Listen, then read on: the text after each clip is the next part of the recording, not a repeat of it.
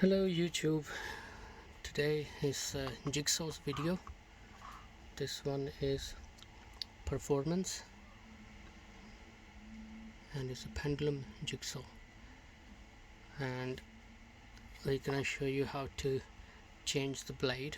That's the model number if you want to see it.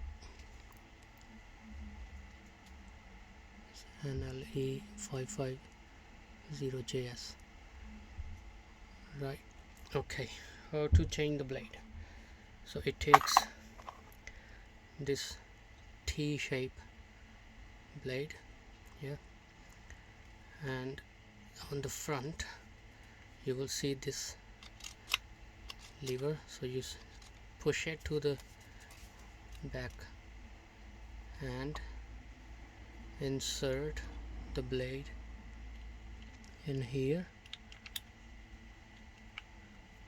and until it's all the way in, and then let go this one, and the blade is on. That's how you change it. And if you need to remove it again, press this one again to the left and then pull the blade out. Simple. Okay, thanks for watching. Bye bye.